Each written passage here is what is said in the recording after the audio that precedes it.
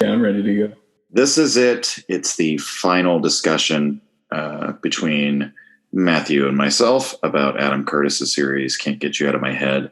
This last episode was called Are We Pigeon or Are We Dancer? Which, although it's never addressed in the episode, that is a reference to a song by The Killers, from what I understand. And basically the question, it is quite left open by the documentary at the end of this series, is whether or not humanity is going to be continue its existence in this managed and controlled manner, where we're increasingly have our way of life channeled into some technocratic plan for society, some centrally planned idea of how human beings should live. Or is it going to turn out that human beings ultimately need something more than that, or that they can't be managed in that way, that system is going to fall apart, that either we will overthrow it, or scary dark forces will prove too violent and too powerful for the system to overcome, things within the human id and within the human psyche.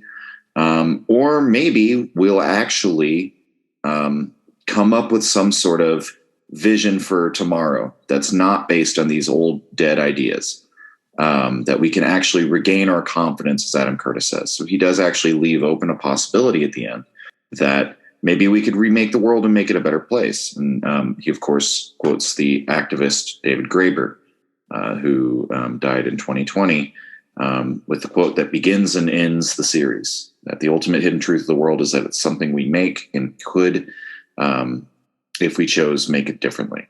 I think I actually messed up the quote a little bit. So, Matt, do you have any thoughts on this episode or on the series as a whole?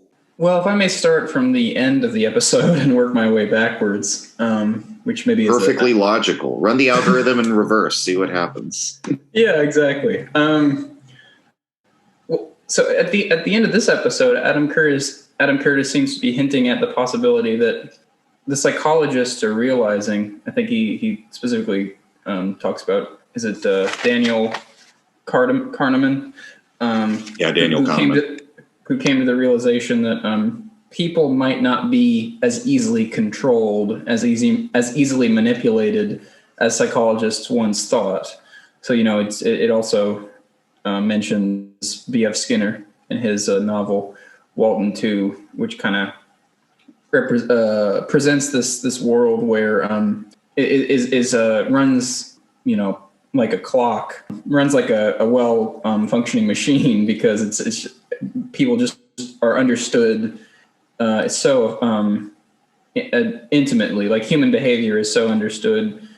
Is understood at such an intimate level that you can predict how people are going to behave, and you can kind of placate them, with rewards and punishments, in the same way that B.F. Skinner was able to train animals in his experiments. You can control. The idea goes that you could control people in that same way, and thereby create a utopian society, or at least a society that was close to a utopian one. But to interject really quick too, it's funny because you brought up Walden last time, of Christopher Hitchens saying, don't idealize Walden Pond too much, or that somebody had told him that, or something to that effect. And so it's kind of interesting that B.F. Skinner seems very self-aware that with naming it Walden 2, that this is a utopian vision of, Walden. The original Walden is human nature is like this. We have this natural, this need to be in just wild nature.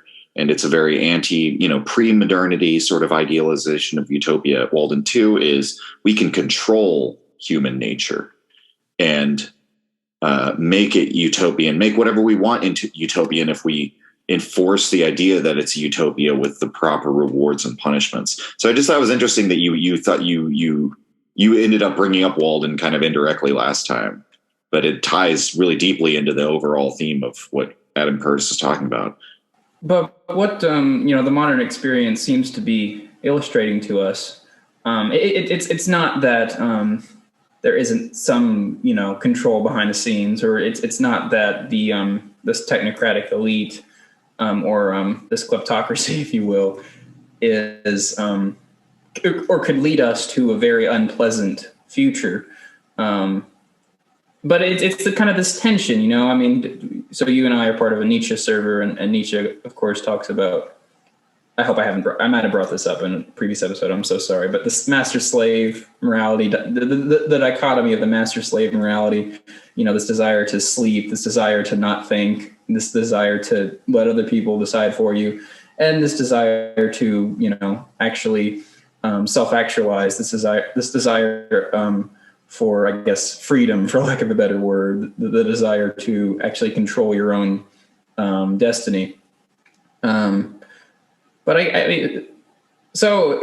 guess it leaves you, Adam Curtis leaves you with an open question, really. You know, is which side of humanity, I guess, is going to prevail, or you know, is that even an answerable question? But that's true of a lot of documentaries. They don't necessarily even give you a final answer to whatever question they propose. They just help the audience think in a Socratic manner. Yeah, I think that's an interesting way to put it, because it is what Nietzsche would call, like you mentioned, the master and slave morality, a term he uses in a little earlier in his career in the gay science and in Human All Too Human and that sort of era.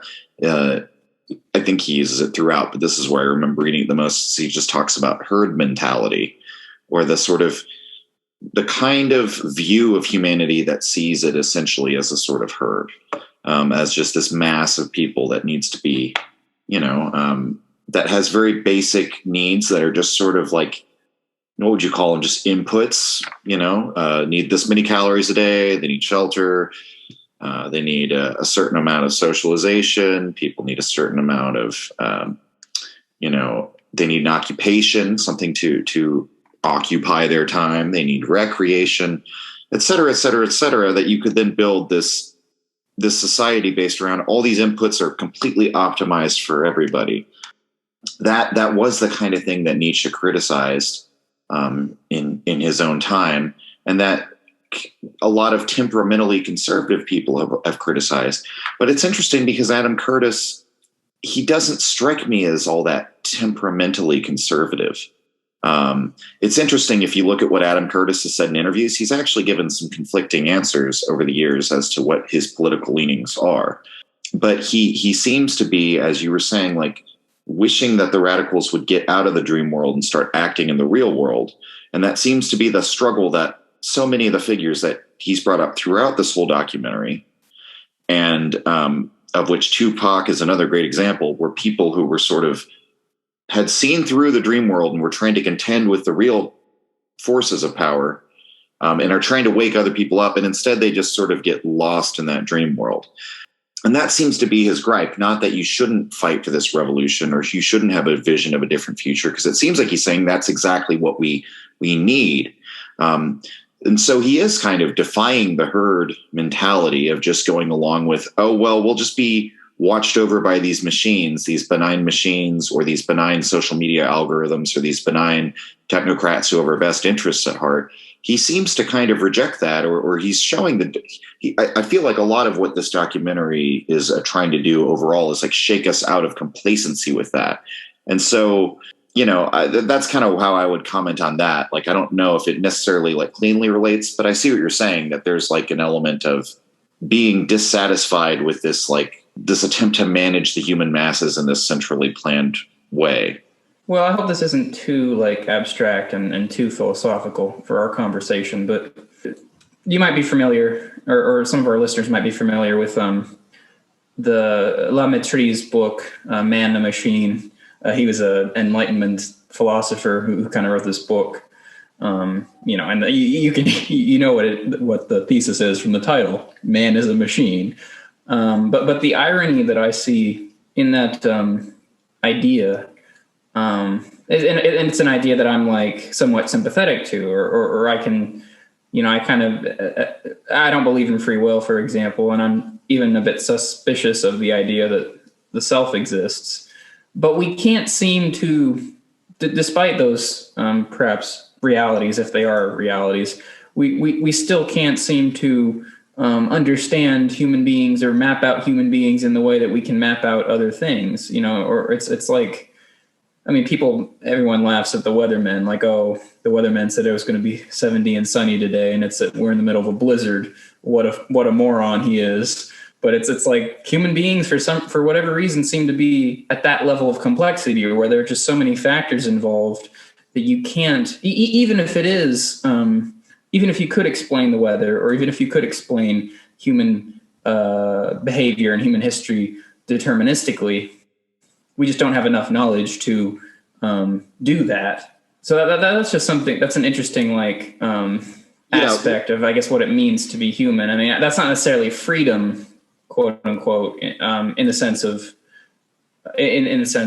freedom of will, but it is it can raise questions to the idea that we are just automatons. Well, I'd like to bring in Gazzaniga's research, if I'm pronouncing that guy's name right, where he studied epilepsy patients who had the the link between the two hemispheres of the brain severed, which is a treatment for severe epilepsy that can, I believe, reduce or eliminate the rather severe seizures that some people who suffer from epilepsy have to deal with.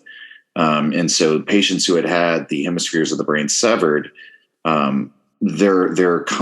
what really happened, according to Gazzaniga, is their conscious mind was no longer able to author these stories that masked the reality, that oftentimes it was mainly the two hemispheres of the brain competing for the motor function of the body. And so the patient describes picking out one set of clothes and then picking out yet another set of clothes, or the left hand reaching for one thing and the right hand reaching for the other, because both of your left and right hemispheres of the brain control different sides of your body and your different motor functions, and how those things could actually come into conflict because of the operation that had been done. And basically what Gazzaniga's conclusion was that this theory of the unitary self, so to speak, of the ego consciousness as this mind driving a body, was not really correct, that it's actually they're a complex of subpersonalities and all these drives and ids and everything. And in a way, the idea of just the self, the individualism, is another one of those. It struck me upon this rewatching of this episode. That's another one of those simple stories to mask a complex reality that Adam Curtis often likes to talk about. That in reality, you have this complex situation that's almost belies human understanding, and we can't cope with it. And so to deal with it, we construct a simpler narrative. And the accumulation of all these simple narratives plastered onto an incomprehensible reality is what Adam Curtis calls the dream world, so to speak. And the self is another one of those things. And I think that's why individualism is sort of, it's almost like, it's like a brief moment in time. The Enlightenment challenged all these traditional modes of thought and religious and dogmatic modes of thought that suppressed what the individual could think or do or be. But then once we've let the sciences keep going without all those sort of guardrails on knowledge or whatever you want to call it, taboos or whatever, now science undermines even this idea of the self too. So how can the individual continue? And then that's sort of a long-winded way of circling back to your point, bringing up B.F. Skinner and all of that the conclusion is sort of, well, we just have to manage all these people. They're just this ungovernable or seemingly ungovernable mass of ids and desires and instincts and habits and all this stuff. And they're not really individuals. So we just have to sort of manage and control all that and just treat them like machines, and so to speak. And the thing is, Curtis doesn't seem to really reject any of that on just a strictly factual basis. He's sort of just saying, look how this has shaped our thought and how we think about human beings. And it's our individualism doesn't really make sense anymore in light of that. That's not how society is being run. Even if you're being told culturally that oh, we're an individualist society, that's not really what's happening. And so I guess that's maybe one of my takeaways, that this technocratic future is not individualistic, really. Well, stop me if I'm going down a rabbit hole, which isn't relevant. But so I guess I wanted to square the circle of, if the idea of, say, a freedom of the will is like doesn't exist, then how could I at the same time want maybe a greater degree of democracy or a greater why would I want or why would I advocate for like people to try to change the political system or change the economic realities we face if we don't have free will and if we're just automatons? But I think that can be squared away. I mean, I think we can square away the knowledge or the information that a lot of current cognitive scientists and psychologists and whatnot are presenting presenting us. But we can still retain, I guess, whatever it is that makes us feel human or that degree of agency. Well, I would just within the human sphere. Well, and so I would just say that we need to redefine, like, I don't know what the self is, I guess, because the human sphere has never been, like, I generally agree with Hobbes versus Rousseau in terms of nature being, a zero-sum game of predation and not about cooperation and a natural peace. But where Hobbes is wrong is where he said that the life of the natural man is solitary, because it's never been solitary. We've always lived in familial and kin groups and been part of communities at some level. And so it's like, I guess to answer your question, Matt, the way I answer it is like determinism to me, really the real implications of determinism are that it, I think, completes the view of the self as like, yes, there is you in this little ego consciousness that has all its wants and desires and everything. But you're a product of all these things around you, and that's your community and your family and your society and your culture that you're indelibly connected to. You can't not be connected to it, no matter how badly you want to imagine that I'm just this detached individual and I have my own will and I do whatever I want. It's like, no, you're a product of your environment. You're part of your environment. You do have a will. You do have things that you want, and you do have a mutual interest with people. And I think that's where we find like the reason to fight for things is it's the blunt realities of power and mutual interest is what I would say. It's like, I don't need to sit around wondering, oh, should I eat food? I know that I need to survive. And I think we all understand to some degree, like if we don't somehow stand up for like the mutual interests of, we'll say, like in the case of the left, like the working class, like our goose is cooked. We're going to get gobbled up by global capital. Like it's do or die. It's on that same level. That's kind of how I look at it, is like, look to what the actual power relationships are, where your advantage lies, where your interest lies. But determinism for me, like, I think we do, like, I guess if to the extent that the question is like, okay, do we accept this view of the self as like not really that, the ego is not really that powerful overall? And I'm like, yeah, that's good. We should get rid of that view, the individualist view. So I got kind of a more, as I said, a more abstract idea out of the way that the documentary made me think about, and I want to get a bit more tangible. So what I like about this documentary, and to connect it back to what you just said, is how individuals can't really escape history, and this is my issue when I have like political conversations with a lot of people. It's very easy to be ahistorical, and you can have a political, theory, or you can have a political opinion, and it might not necessarily correspond with like what came before it, or it might not necessarily correspond with the conditions that our ancestors lived in. And I mean, people, like, the world is very different than it was 100, 200 years ago. So obviously ideas are going to change, circumstances are going to change. Ironically, I mean, to understand politics and economics, you have to first understand history. You have to first understand kind of the way people behaved in the past and why they behaved the way they did, and the various ideas that people came up with, the various political and economic systems that were tried, and the reasons they might have succeeded or failed. I really kind of, these documentaries make me realize kind of how people don't really necessarily change from one century or one millennium to another. I mean, I feel like people are kind of behaving the way they've always behaved in ways that in the traditional vocabulary would be considered good and bad. So, but I mean, at one level, you could say that could be a very pessimistic, like, oh, that I could see someone hearing my argument and using that to kind of perpetuate the ideology in America that like all revolutions are always bad or they always fail because the universe is just too complex for any one individual or group to understand.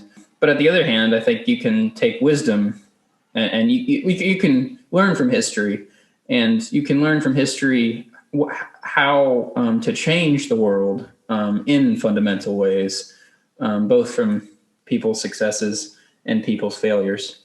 I mean, this documentary actually talks a bit more about Russia, which I'm glad it did, because earlier on in the documentary, Russia kind of got sidelined by talking about other countries, and I was very interested in the path that Russia as a country has gone down and is going down, and of course, Vladimir Putin emerges as a very interesting character because, as the documentary says, he's kind of a shapeshifter. He kind of just changes with the time because ultimately he believes in nothing.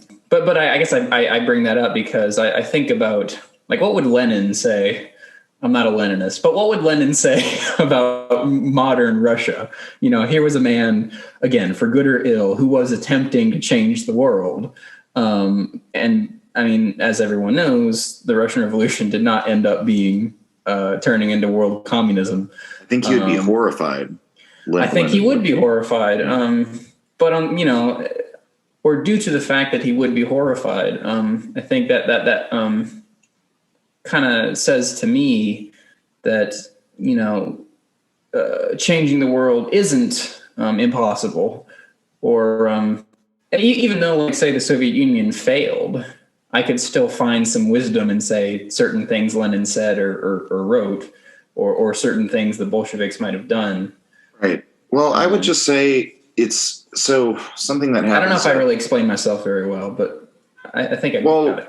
Yeah. Well, maybe this will help tease out, because this is just my reaction to what you said. At the beginning, they speak to, I believe, a Russian reporter who says you can, okay, no one believes in socialism anymore, and excuse me, to call somebody a Democrat is an insult at that point. And in the episode before, in episode 5. Adam Curtis poses the question, okay, China didn't really believe in revolutionary communism anymore. And then it also didn't really believe in democracy after the takedown of the Democratic Wall and the Tiananmen Square. So what did they believe in? And in both cases, they sort of eventually dredged up, that almost nihilistic, just reacting to stimuli, trying to maintain the power relationship and the status quo. What they all found in the end was a nationalistic story as the most powerful thing they could find. Basically what they discovered is the populace needs some kind of meaning to their lives. And since the communist meaning doesn't work anymore, democracy meaning doesn't work anymore, this nationalism is maybe what we can use. And then it's funny, you see the same thing in the West, because the technocrats, as we basically pointed out, this is really what the documentary, I think, one of the things that you realize watching this is maybe a subtext that maybe is not explicitly spelled out, but I think it's a big thing. It basically points out all the systems that we say are running the current reality. So capitalism basically points out how capitalism of today is not really capitalist anymore, in the idealized version of capitalism. So that the idealized version of capitalism is very individualist. It's about self-sufficiency, pulling yourself up by your bootstraps, hard work directly relates to the amount of success you have. Whereas in reality, it's a global system that can crash regional markets. That happened in Thailand, which he shows in the documentary. It's caused a ripple effect across the whole East, all those markets. Of course, there's 2008 and the housing market crash. the global forces that deindustrialize the northeast of England and the Rust Belt in America. Automation, as it sweeps through, that displaces workers without any meritocratic element, because if we automate freight in this country and suddenly all the truck driving is done by robotic trucks, it doesn't matter then in that scenario whether you're a good, responsible, hardworking truck driver or if you're a lazy, disreputable, shitty truck driver, you lose your job all the same. And similarly with democracy, that the quote democracies of today aren't really democratic in the traditional sense of what democracy is, because the examples of that are like Mayone's non-majoritarian institutions in the EU, or in America the unelected bureaucrats and the spy agencies that I forget his name, but in episode 5, one of the people Curtis talks about from American intelligence, I think the CIA called it the dual state. But it's like the permanent state of bureaucrats who are unelected. And that's an element of the technocratic control as well. And so that it's like all these stories that we've told ourselves that we live in this individualist society, a capitalist society, a democratic society, we've actually betrayed all of the core principles of those things now. And it's just a status quo, just hanging on, trying to maintain itself. And then you look, I guess to tie it back to Russia, this is happening everywhere. It's like all the leaders just seem just nihilistically holding on to power. All of the things we claim that are running society aren't really working. And so then they have to make up a story. And then you have, the Putin version of the nationalist story of the defender of Eurasia. Probably one of the reasons I struggle with labeling myself as with an ideology, saying I'm this, I'm that, is because we seem to be in territory we've never been before. And as you say, the capitalism is not very capitalist. The democracies aren't very democratic. The digital revolution really just kind of altered the world in ways that nobody predicted. And it's people like, Marx and Lenin and Mao. I don't call myself a Marxist or a Leninist or a Maoist, partly for the reasons that they lived in different worlds. They didn't know. You can't really put like a Leninist model of politics onto, say, modern Russia. It just doesn't really make sense. It might have made sense during the time when Lenin created it, but he was dealing with, or the previous revolutionaries, previous thinkers were dealing with different problems. So you can't just necessarily take ideas from the past and insert them into the present and expect everything to map out perfectly. That's why it's so easy to take bits of Marx's analysis, for example, and just say, well, look at him. He's just a complete idiot because this is not how modern capitalism works at all. And it's like, well, yeah, a lot of the old left rhetoric, I'm sorry to say, I don't know why I'm sorry to say it, but a lot of the old left rhetoric is, arcane and is unhelpful for that very reason. It's not the radical left or the revolutionary left, however you want to describe it, at some level hasn't really kept up with changing times. And certainly the liberal left has not, but that's a whole other kettle of fish. Yeah. Well, and so, I guess to pivot from there and maybe talk about some of the other elements of the documentary, but related to what we're talking about. So there's sort of a theme throughout this last episode that I'd be interested to your reaction to this, because you've just watched this and it's fresh in your mind. And this is something I kind of noticed on repeat viewings, that there's like this thread in the last episode of looking for patterns in disconnected data. And so it's like this idea, again, of like human beings, they need stories and they need meaning. But just a pattern of disconnected data doesn't really provide you that. But whether you like it or not, that's how your brain thinks in terms of narrative. So your brain will want to construct that story.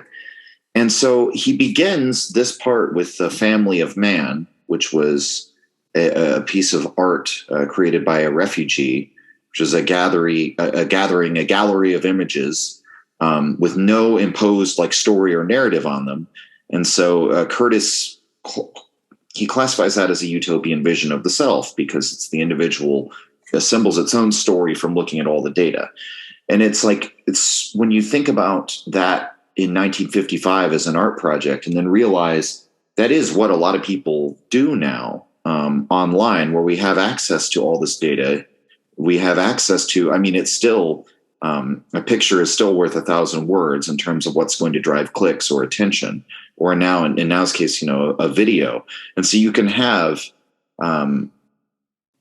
access to all of yourself can be the image of the individual that the family of man intended to portray. You can be that central consciousness looking at all the world's mass of data and images and creating your own story out of it. But that's the thing, is that that element, creating your own story out of it, when we think about what that really is, it's a little bit irrational. It's a little bit, again, to reference Nietzsche, human, all too human. And the AI doesn't really have that. And the technocratic system doesn't really have that.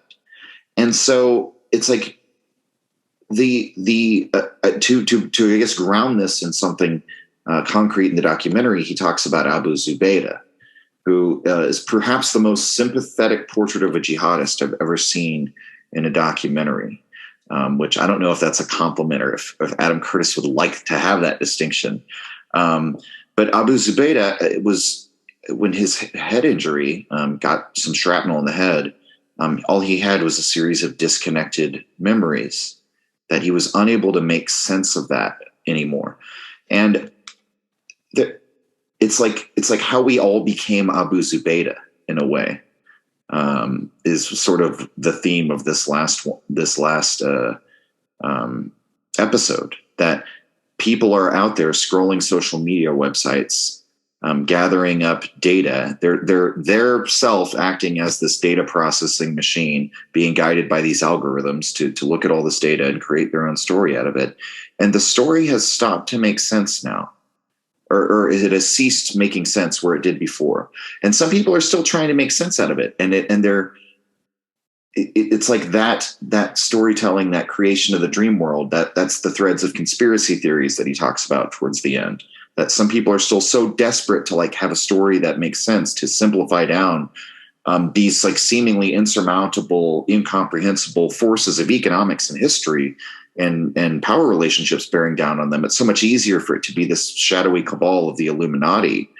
Some people are still doing that, but it's I've definitely, I guess I'll just say this, I've definitely experienced that feeling of, I don't know, almost existential absurdity when you take in all of the data, so to speak, all of the events that have happened that have led up to this moment, and you survey it all. And it's very hard to come up with a story that makes sense anymore, because so many absurd things keep happening. That every time they say, well, we failed to connect the dots, or nobody could have predicted this. So I don't know if you had any reaction to just that theme of the disconnected series of data and how we want to form a story out of it. And like that's sort of just the framework that he's working with, of storytelling both becoming increasingly impossible, and the ones that are taking off are becoming increasingly ridiculous. Well, as an aside, I actually suspect, this is an amateur opinion because I'm not an expert on AI by any stretch of the imagination, but I suspect that the reason we don't have what's the cyborgs? Is that the I think that's the phrase. Like the reason we don't have an embodied android. The reason we don't have humanoid robots, walking around. The reason we haven't created data from Star Trek. The reason we haven't created artificial intelligence, again, in the Star Trek sense, in the science fiction sense of this is basically a person, but a artificially created person, probably is because we're not just or at least in terms of our subjective experience, which shouldn't be discounted necessarily. We don't just absorb information. We don't just absorb data, as you say, and then like, filter it, or we don't just absorb data and like, systematically and carefully characterize it until we like know all the facts. We do process a lot of data. It's not to say our brain isn't, the analogy between our brains and computers is completely faulty, but there's another aspect of the way we filter data, which goes back to stories. It's irrational. Adam Curtis himself is creating a story through these documentaries. He himself is filtering this data through an artistic framework to create a kind of a larger narrative, which is easier to understand.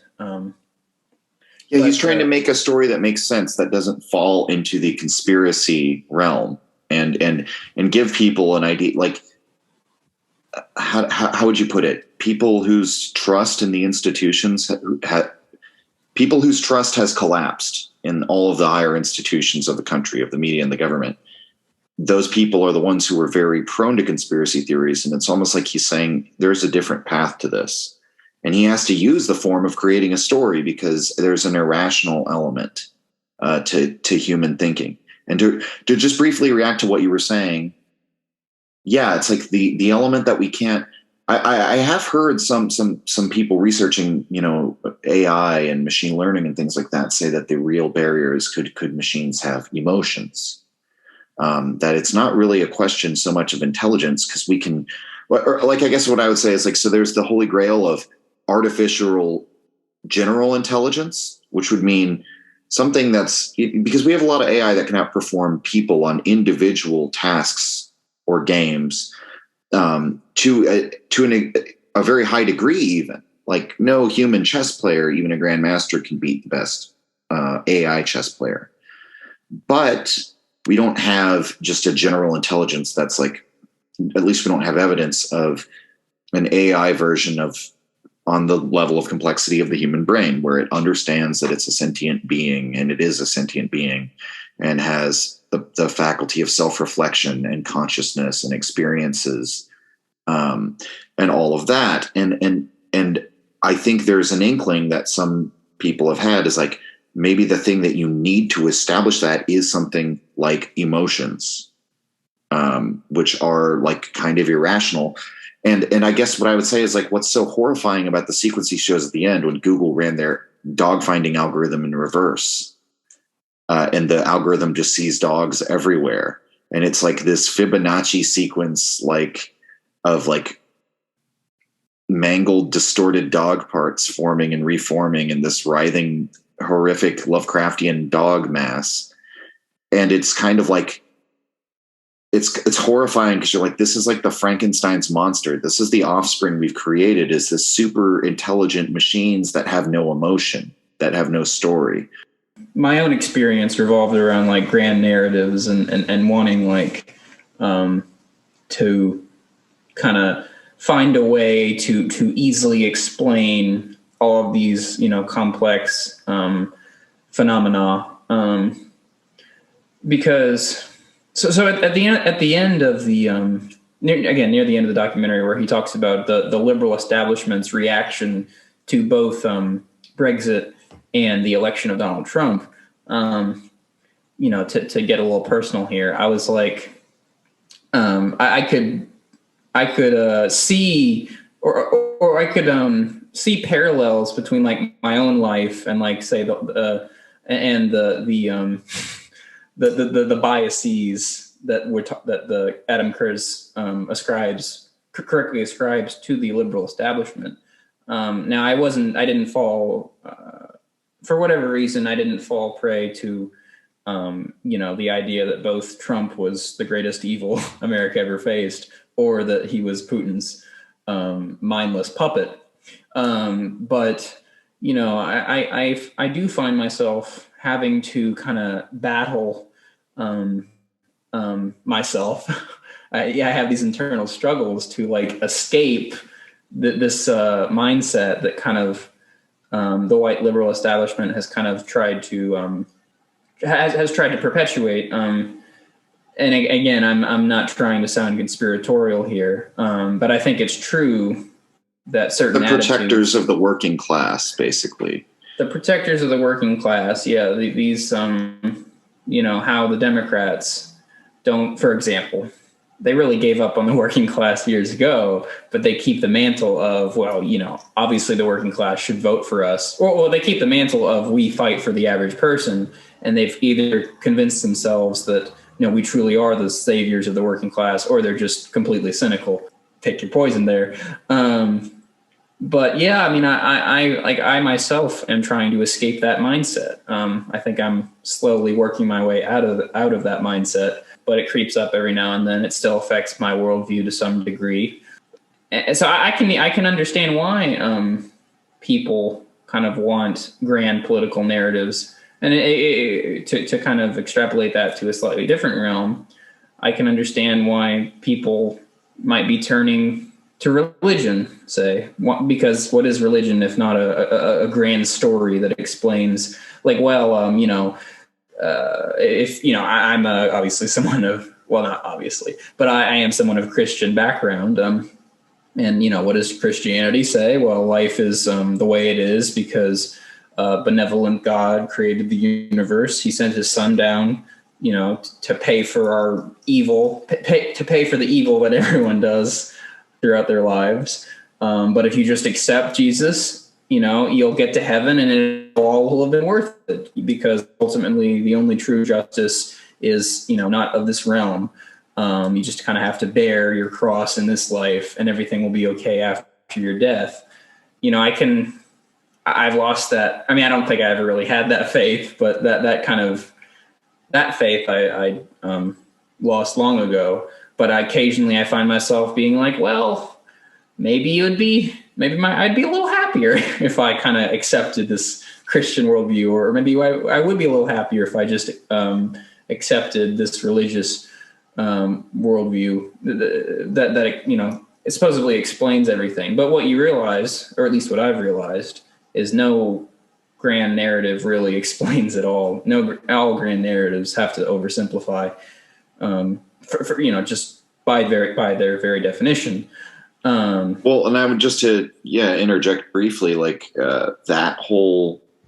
It's amazing to me how in the United States, where religion seems to be declining, at least among the upper middle class and the educated, that's where these conspiracy theories creep in. Both of the nationalistic QAnon variety or the Trump is a Russian agent thing. It's just amazing to me how close they are to religions and the way their adherents think, that it fulfills some function of the same function of religion of taking this scary, unknowable, difficult to understand, complex reality and simplifies it down to a Manichaean battle of good versus evil. On which you're on the side of good, and you can have a sense of community around that and other to fight and all this and that and the other. That it's, and then similarly in Russia and China, a political nationalistic project is also seemingly filling the void. Although Orthodox Christianity's come back a little bit in Russia, those societies are both still deeply much more secular or atheistic than Western societies, and so. And I'm definitely not the first to point that out, that political ideology can be almost have a religious fervor to it. But I'm more just kind of thinking about how it serves that same need, so to speak, as the same with the conspiracy theories, that I'll just be happier if I just have the simple reality. I think it really was World War II that screwed, or well, I guess you could say that both world wars that really screwed everything up in the department of the upper classes, the middle and upper classes kind of losing faith in the religion of their ancestors, and which it's never really recovered as far as I can tell. I mean, Christianity still exists. It's still pretty powerful, at least in the West for the most part, but not by any means what it was before the two world wars. There was something about the two world wars, I suppose, just because of the existential threat that they became, especially during World War II with both, fascism and the creation of the atomic bomb, where people, they really seemed to they couldn't no longer believe that, like, we're really governed. The universe is really governed by a benevolent God. It's like we were confronted, I guess, by the European countries, well, the whole world technically, but I'm especially Europe and America, I guess you could say, they were confronted by how evil maybe people could become. That the optimism, I guess you could say, of Christianity or Judaism, more Christianity than Judaism, was no longer tenable in people's eyes. Well, and I would say that where I'll say this, I think what was an important part of that was mainly taking place among the people who were like going to college. So primarily among the upper crust and people who are going to be more educated. There is a direct correlation there with how secular they are. And then geographically where they live in urban centers and in both coasts, and in the case of America, you can bet that they're going to be more likely to be secular in their outlook. That being said, though, even if they're not necessarily like non-religious, we definitely saw post-World War II in America an increasing like the importance given to bureaucrats and institutional power, and the CIA, the intelligence agencies, and increasingly these people had what I was kind of calling earlier an almost nihilistic worldview. I mean, not totally nihilistic in terms of just like, oh, there's no point to anything, I want to die, but like morally nihilistic or on a nationalistic level kind of nihilistic, willing to betray all of the underlying values just to maintain the status quo. And the fact that seems to be apprehending in every major world power now is very troubling. But that's, I don't know, just to comment on that, it's, nihilism. It seems to be, or we seem to find ourselves in a situation where, as you say, it's a nihilism coupled with, to go back to the digital revolution, the ability to, both spy on people, but to both, know people's lives intimately in a way we've never been able to before, and to a greater or lesser degree influence people in a way we've never been able to before. So, Adam Curtis talks about how the founders of Google were, I guess their motives were at the beginning were pure. We're going to try to create a way to allow anybody, potentially around the world with an internet connection to get as much information about anything they possibly could, which would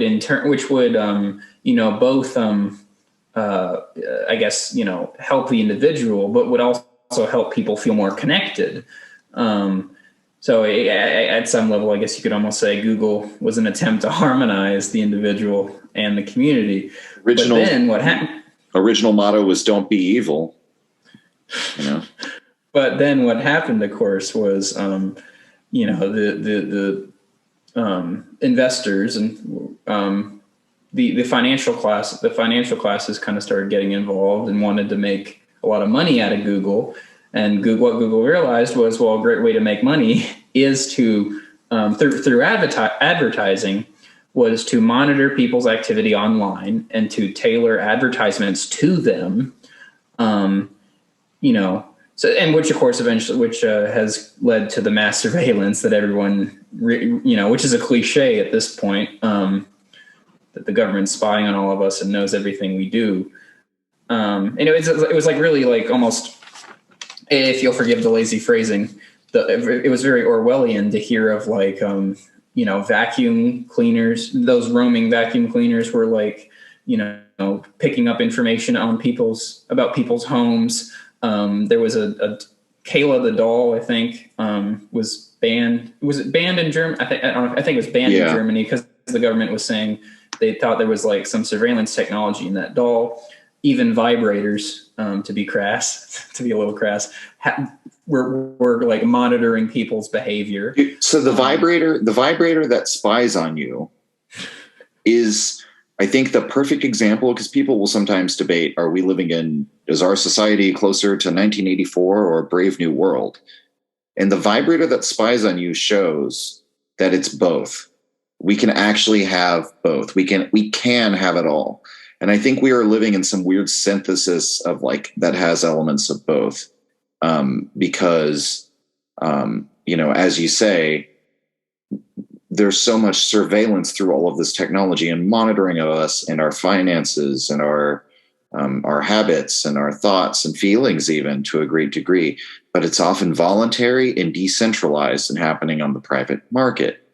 And it's done at this point because to just keep people distracted and satisfied with hedonistic ends, hedonistic dopamine hits they get when they get an upvote or a lot of upvotes on Reddit, or outrage that they get when they click on something that like makes them really mad.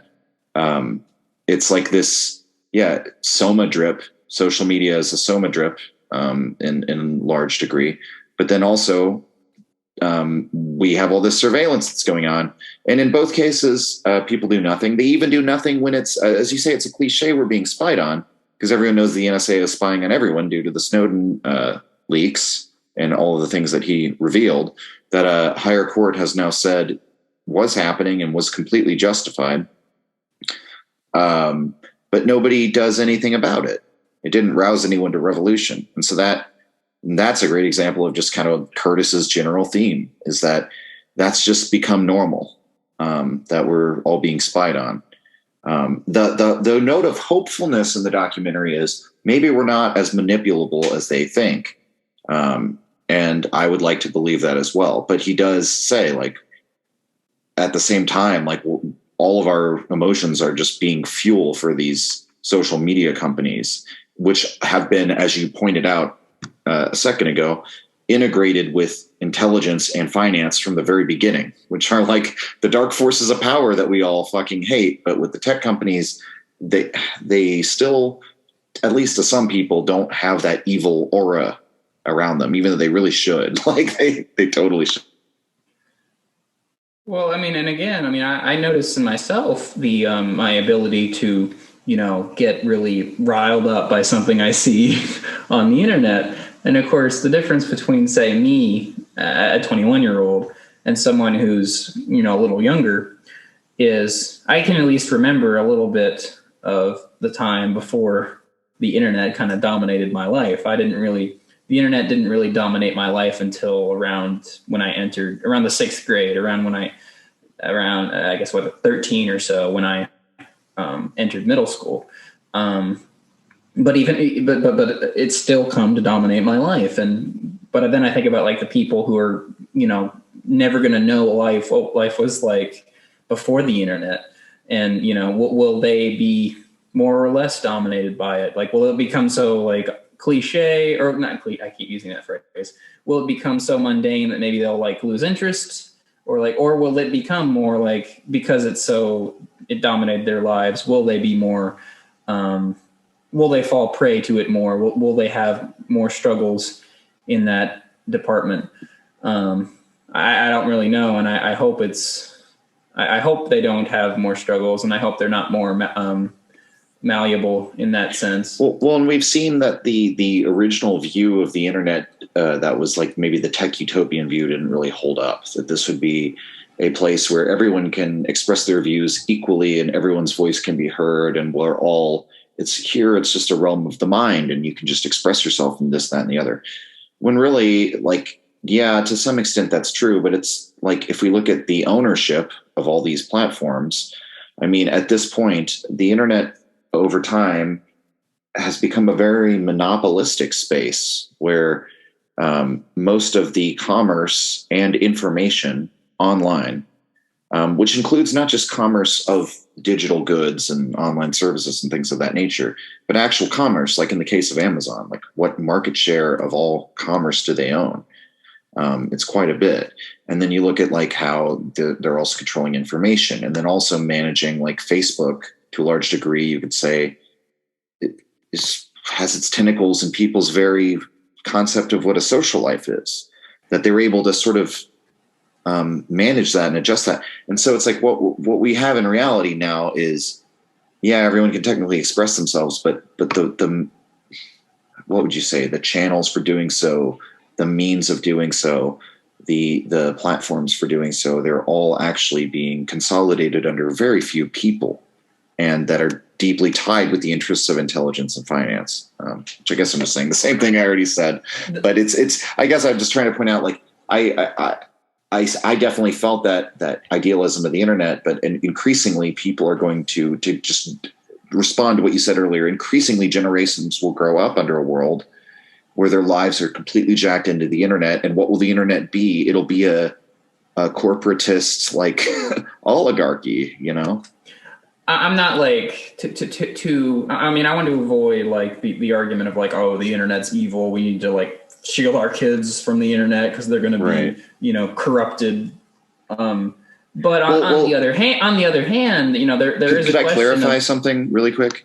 I'm not necessarily saying that I don't want to give the impression I'm saying the internet's evil, but it's kind of the structure of ownership going on the internet is what worries me, as increasingly generations are raised who don't know a time without the internet. Like if that is influential on their feelings and their behaviors and their actions, it's kind of scary that we're giving that influence to a few people. No, that's my point exactly. Okay. I mean, and you know, whether the ill effects of the internet could be used for nefarious purposes by the small, you know, groups of people or the corporations or the elites that do kind of own all the parts of the internet. So another, I guess, phenomenon that's sort of related to what we've been talking about, if we want to talk about the forming of conspiracy theories or things of that nature. What was interesting to me was, so Tupac, who was initially kind of a social activist, you know, son of Afeni Shakur, who Adam Curtis talks about at length in the second episode. But, you know, Tupac wanted to change the world through his music. And for all the reasons that we've talked about throughout this discussion, that doesn't really work, because when you take radicalism into the realm of culture, it's actually not very effective at changing the world, as Tupac discovered, as he saw the community continue to crumble around him and kind of descend into violence, you know, fighting with one another rather than fighting the system. But towards the end of the section of the documentary where he covers Tupac, I just couldn't help but notice when Tupac repeated, he said it, you know, fear is stronger than love. Fear is stronger than love. And I couldn't help but think about Richard Nixon repeating, the establishment is the enemy. The establishment is the enemy. And it just kind of struck me. It's like, okay, all of this conspiracy theory thing that Tupac grew to resent in the Black community, because he said kind of the same thing we've been saying. You guys just want to play in this make-believe world of gangland. And then now you have your Illuminati theory about, you know, how everything's run by this evil cabal. That's all just y'all not wanting to confront the reality of the power relationship, which is complicated and difficult and might cause physical struggle. But, you know, it's like Tupac felt that same thing, that was like the collapse of trust. And that's really what drives these conspiracy theories and the malaise in the system, is like the trust is completely collapsed in all the higher institutions, in the media, in the government, in the politicians, in the banks, in the tech company. We don't have any trust in the leaders at all.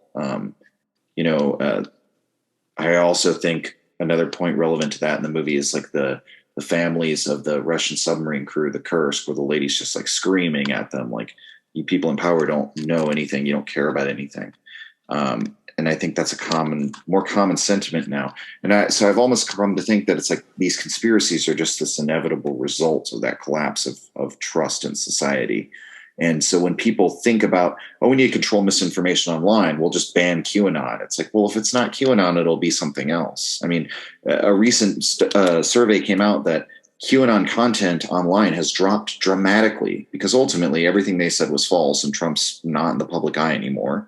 It's very clear that he's not going to overthrow Biden and become president in spite of the legitimate election and all that. So QAnon started to fade. Yeah, but so it's like QAnon's finally started to fade, which is good. But it's like we should be wise enough to see there will just be another conspiracy theory that will become trendy in the future, until we solve the trust issue. And so that's another thing I don't know about these documentaries that I like is he seems to really be pointing at, here are the fundamental issues you have to address, really. And until you get those, it's always going to slip away. The solution will always elude you to all of the symptoms, I guess. So a few things. One, for some reason, I keep bringing this conversation back to my age, but I'm doing that because I find that people my age are in a very interesting position historically. I'm not conscious, or I wasn't conscious of a pre 9/11 time. So people my age, a little younger, we've kind of accepted at this point that, that politicians by definition are cynical and self-interested and corrupt. I mean, and I say that about basically world leaders all across the board. It's not just the United States. The elected leaders in China, the elected leaders in Russia, many of the elected leaders in various European countries. They're all part of this system. They're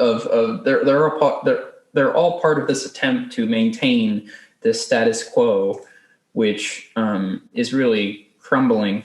But it has the facade of invincibility. It has the facade of this is kind of the way it is. It's the way it's going to be. It's crumbling in some ways. In other ways, I guess you could say it's solidifying power. And actually, so I remember what I was going to say earlier before my brain stopped working, as it occasionally has a tendency to do. But as I was mentioning earlier about the doll that's probably spying on you and whatnot, the bit of information related to kind of I guess mass surveillance that I didn't realize was Pokemon Go. And I'm everyone around me. Like I'm a young man, so everyone around me plays Pokemon Go. Even people older, maybe even people around your age, probably have gotten into Pokemon Go. I don't know, but Pokemon Go is just a very popular thing now. But then, as Adam Curtis describes it, at least Pokemon Go was a social experiment to see how you can manipulate people. If you create this game, which is engaging, can you manipulate people to go to these bars, that bar, or that restaurant, or that store? Can you change people's behavior in subtle ways, but make, without them realizing through punishments and rewards. You want to make them think, oh, I'm just playing this game and I'm going to go to this cafe down the street because there's a Pokemon I'm going to catch there. But at the end of the day, they might not have done that, or they might have done something different if they weren't sucked into this game of Pokemon Go. Well, just to say, that's another example of a reality overlaid on top of your reality. Yeah, well, this ability or this desire for the elites to kind of really, if for lack of a better word, revolutionize the everyone's life. And not revolutionize it in the positive sense, but revolutionize it in the negative sense. And by that I mean just fundamentally change it from what it used to be. Is very scary. But to tie it back into Tupac, as I told you before we started recording, I'm not very familiar with rap music. But I'm very interested in actually listening to some of Tupac's music and maybe some music from similar artists. because I still have this idea, and maybe this is a fantasy, maybe this is me going into my own dream world, but I still have this idea that art can be a way for people to transcend, and it can be a way for people to change the world. Now, it might be very difficult, and obviously these things don't happen overnight. And Tupac, of course, personally, in his personal life, did not end up changing the world in the way he wanted to, both because of his murder and because he ended up kind of placating to, I guess, gangsterism, placating to the certain aspects of the black community that originally he was criticizing, but people didn't trust his voice, so he wanted to incorporate those, modes of he wanted to incorporate those ideas and behaviors, in order to show that I'm really with you guys. And then he kind of ended up, I guess the documentary said he ended up going to jail for raping a 17-year-old girl. So he himself became entangled in that kind of destructive behavior. Well, but of course, I get to go back. It's okay, but to go back to Adam Curtis again. I mean, to be a little meta, this documentary, Adam Curtis is obviously trying, in whatever small way, to make a difference by presenting this story, in the hopes that maybe this will inspire people to think about, can we change the world? Can we live in a world that's different from what it was fundamentally? I mean, at some level, you could say that. Well, I was going to make a historical point about the French Revolution, and its relation to certain, philosophers and writers. I mean, I guess it's exaggerated to say that the philosophes were responsible for the French Revolution, but you could make the argument that, well, a lot of these writers and intellectuals, their ideas, inspired the middle classes to say, well, hey, the church doesn't have to be as powerful as it is. The monarch we could change the world. Actually, Adam Curtis says explicitly in the beginning of the documentary, or the beginning of this episode, that the French Revolution is still kind of affecting the way there's two really competing worldviews at the moment. There is the one that goes back to the French Revolution. You can change the world. It doesn't have to be the way it is. And then there's the other more American ideology I mentioned earlier, which is things are the way they are. You can't really change them. You just have to understand them. You just have to accept the world as is, because you're a flawed being that's gonna, if you cause a revolution, you're gonna be the next Joseph Stalin, and you're gonna make the world an even worse place. So that's all part and parcel of the technocratic worldview too, which is interesting. It's like you described it as the American view, but it's interesting that analytic sort of socially planned view of the world completely lines up with all those assumptions. It became predominant, I would say nature. It is fairly predominant in the United States. But the thing about Tupac, you were saying, I feel that Adam Curtis has a fascination with people who had a big vision for the future, or they had some sort of dream or some sort of radical aim, something that really made them almost paradoxically, even if it's a very collectivist dream, it made them stand out as individuals. The documentary ends where we revisit in this very beautiful sequence all of the people throughout the whole series who tried to change the world. And Tupac is another archetypal example of this person who set out to try to change the world and then succumbed to the same forces they were fighting. And so it's interesting because you mentioned you think it's still possible to change the world through art, and perhaps that's what we've debated on past episodes, sort of the paradox of him criticizing art as a force for cultural change while simultaneously trying to achieve cultural change through his art.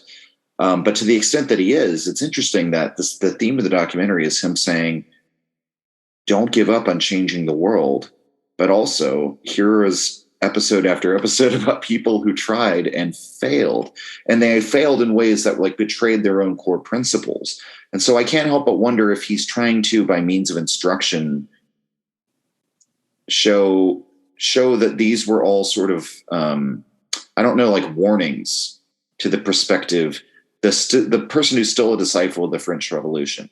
And it's interesting. It's almost like he rejects Maoism and Leninism and even Marxism, but maybe the French Revolution, or sort of like not any philosophy or ideology, but that general spirit is what he's like reaching for, which comes out of the Enlightenment, as you say. Maybe not directly. Maybe we can't necessarily say it was the philosophe who brought us the French Revolution, but certainly I don't think it could have happened without the Enlightenment as a whole project.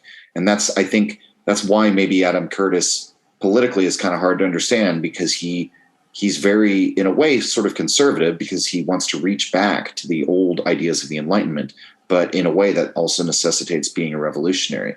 He just sort of rejects all these sort of failed revolutions, and he's trying to tell us this is what maybe you can learn something from how these failures happened. At least that's like my take on it.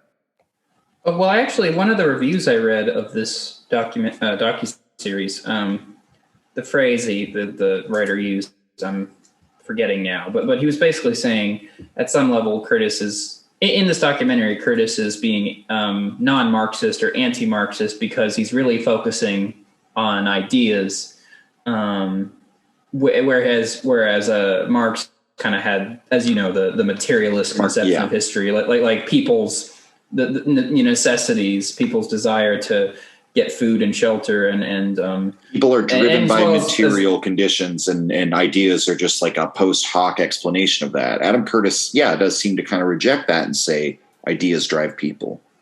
Exactly.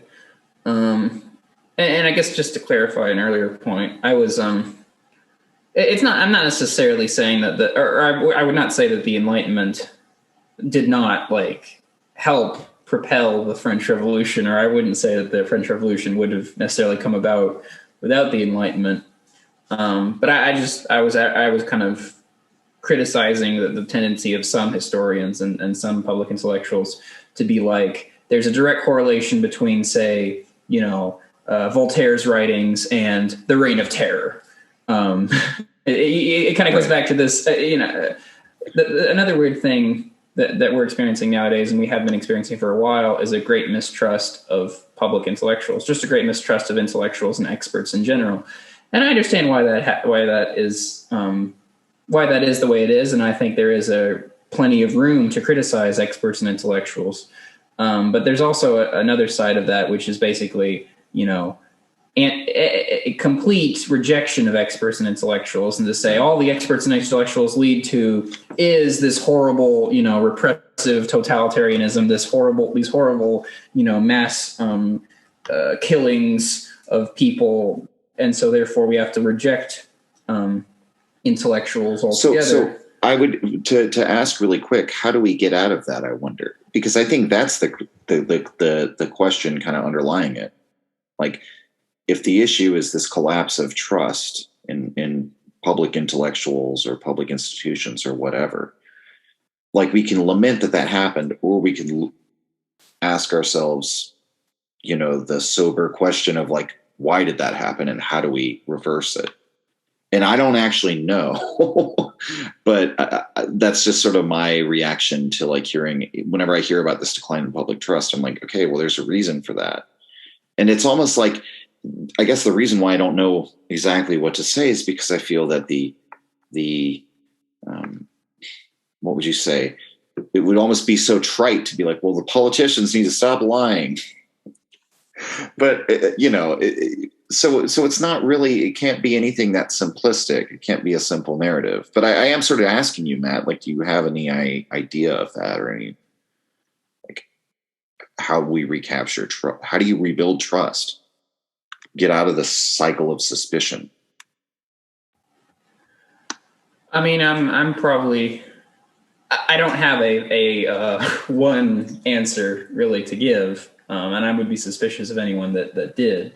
But I think it's a couple things. I mean, one, I don't reject, or I still find, like, I guess both wisdom and knowledge from reading philosophers and historians and people who led, I guess, kind of the life of the mind, even experts. I'm not willing to reject public intellectuals or philosophers or academics totally as people just completely connected from the world who are maliciously serving the power and interests because they hate America. But on the other hand, you can't just be an armchair philosopher and expect everything. Again, to the philosophe might not have intended the French Revolution, but that was maybe it was an unintended byproduct to a greater or lesser degree. Even if most philosophes were anti-revolution, they did, like, their ideas led to action. And so I guess it's a matter of to increase maybe trust in not even necessarily of our elected leaders, but just increase trust among communities, individuals and communities, is to kind of combine the ability to kind of analyze and critically examine with an ability to act in the real world. And I think I struggle with this somewhat because I kind of worry. I think to myself, what if I attach myself to this cause, or then I end up making a mistake, or I end up doing something that harms something? What if I end up becoming evil, or what if I end up doing something that's evil? What if I end up failing?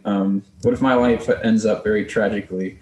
But I suppose maybe that's just a risk when you're a man of action. It was a very individualistic response, man. I like it. Well, because it might be true to some extent that we just have to, we all have to become sort of self-sufficient intellectuals in ourselves. That doesn't mean everyone needs to get hyper educated. But it does mean just the general dissemination of critical thinking and the ability to take things, not just dismiss things reflexively or just believe them automatically, but to be able to evaluate, is this likely to be true or likely to be false? This is a really important one that not enough journalists seem to apply these days, but what are the interests of this person and what do they gain by telling me this or framing it in the way that they do? So just evaluating every claim, whether it comes from government or a corporation or not NGO or whoever.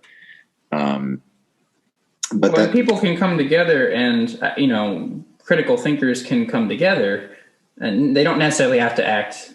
You said my answer is individualistic. They don't necessarily have to act as individuals. I mean, at some level, sure. I think the liberation has to come from within. Or you have to start. Right. Well, that's the individualistic element. Is you have to. On some level, it is up to everybody to work on their critical thinking skills. But once you're able to do that, then right. I think that is where collective action is most important. That is when you have to stop being an armchair philosopher, or that is when you have to stop. Right. That's when you get out of your ivory tower, or that's when you get out of your study, or and actually, go out and protest or go out and find ways to change the world. Yeah. All right. Well, I think we're coming up in an hour and a half. So, okay. So I think we've mostly just talked about what's in this episode. Maybe I'll just kick it over to you for final thoughts on the series, on Adam Curtis's filmmaking style. Or any do you have any kind of not grand, but am I going to give a grand narrative on grand narratives? Right, not necessarily that, but just sort of your if you have final thoughts on the series as a whole, in its entirety. Well, I think a lot about. So as much of a bookworm as I am, I'm also. I've watched a lot of TV shows. I watch a lot of movies. I watch a lot of documentaries. So I think about film and TV, and I think about their ability, those mediums' ability to kind of influence people. We live in the age of the image, so you can't really get away from that question. And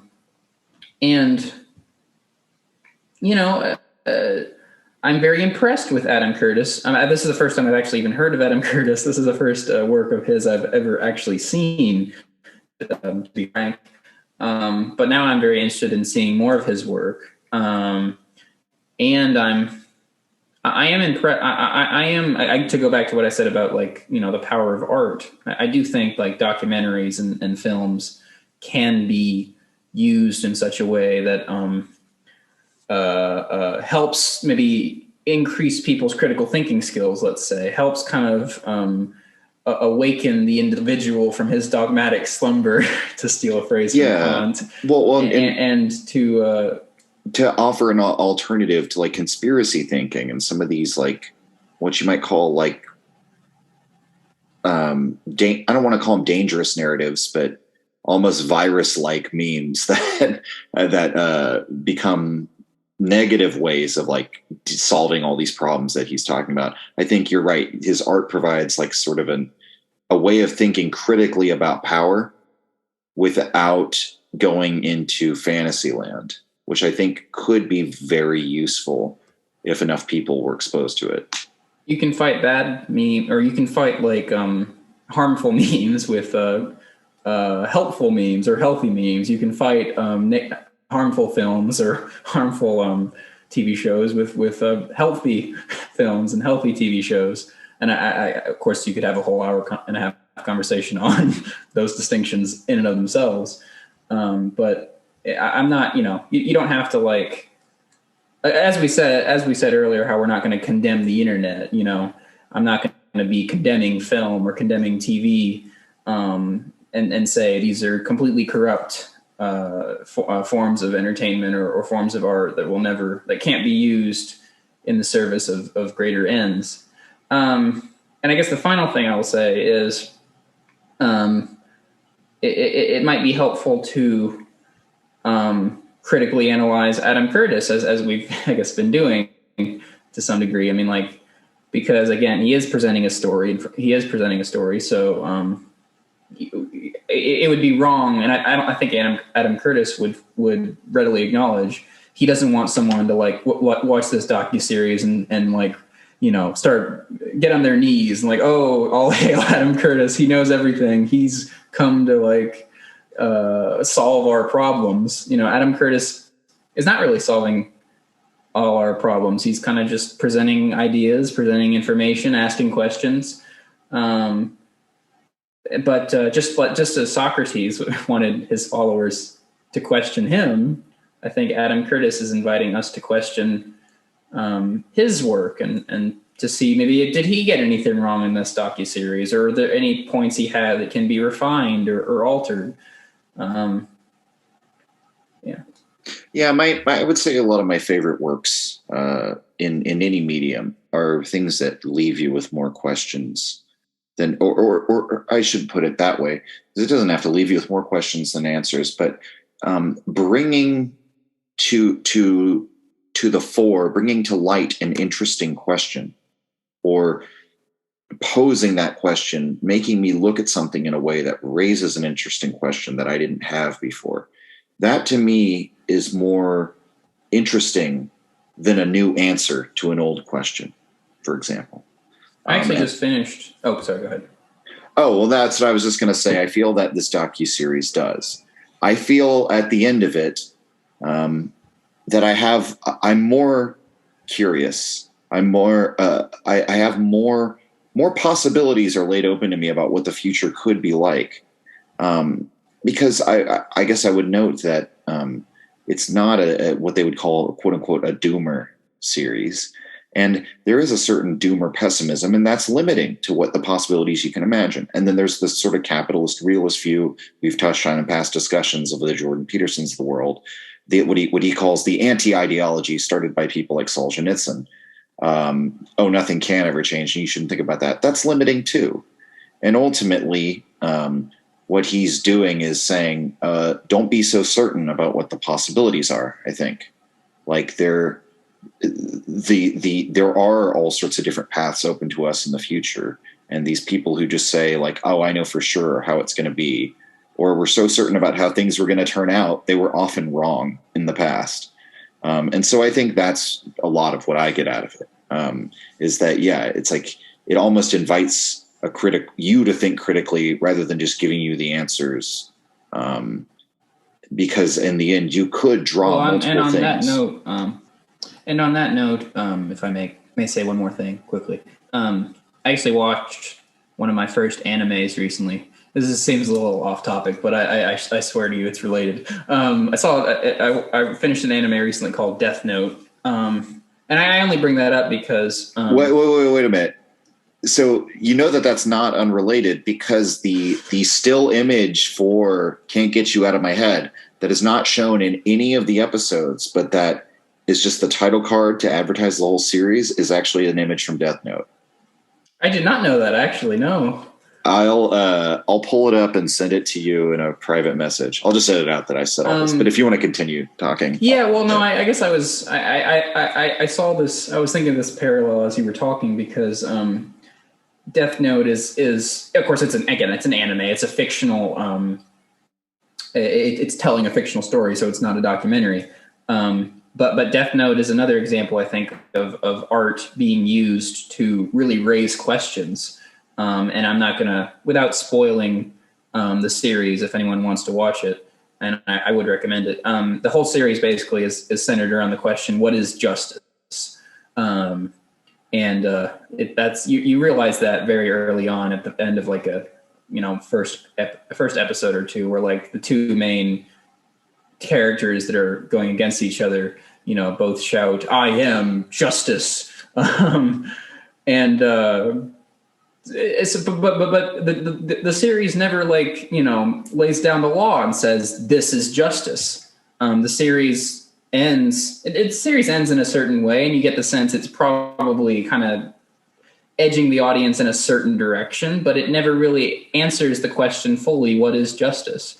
And so I guess when I talk about the revolutionary potential of art, or the possibility of art to transcend, it is in this kind of philosophical sense of kind of a conversation, an argument between a dialogue between the artist and the audience, whether it is a painting, a piece of music, an anime, a novel, a documentary.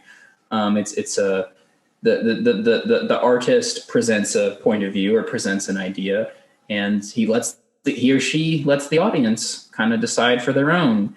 Is this artist a hack and a complete buffoon, or does he have something to say?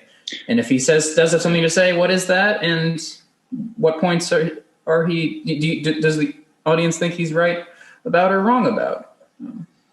Yeah, that's like true art, right? Is like a communion between art and the audience. And I've written a book on this subject somewhat, which I may elaborate more about in future videos, but won't do right now in the interest of time.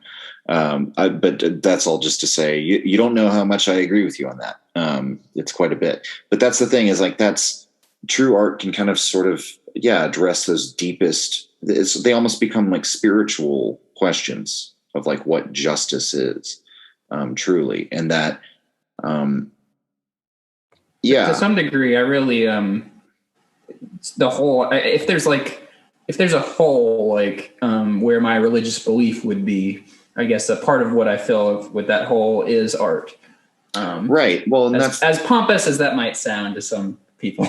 Well, no, I think that's correct. And that's, I think that art, Nietzsche, to just bring him back into it at the end of this, he sort of started out his career writing about philosophy, sort of turning to aesthetics as the justification for human life, even saying it was only as an aesthetic phenomena that life could be eternally justified, as he put it. And so it's an old idea that we can, you can get some of that same religious fulfillment out of art instead. So hopefully the enjoyment of the artistic side of this documentary has filled the void of our horrible doomer lives for just a couple of hours for the past couple of weeks. But Matt, I've had a lot of fun talking about this with you, rewatching the series. To anyone who's interested in watching further Adam Curtis content, the one he did before this is called Hypernormalization.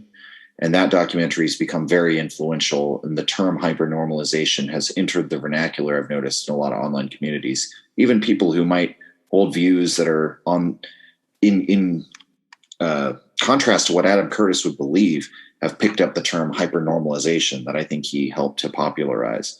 But that documentary I also highly recommend. Matt, if you want to do any plugs, you can rattle off all your channels and all that. Yeah, if anyone wants to see me individually, or to see my individual content, I have a YouTube channel, The Anti-Philosopher. I created that YouTube channel when I was aspiring to be a total teenage edgelord, and I thought it was like, oh, like the philosopher is the ideal. I'm going to be the anti-philosopher. Ha, checkmate, atheists. And if you want to see, the other thing I do is a news and politics podcast with a friend of mine. Beyond Talking Points is the name of that podcast. You can find that on YouTube as well as on any other podcatcher. I'll see you there. Awesome. And I'm Essential Salts. This is my YouTube channel. No other things to plug at the moment.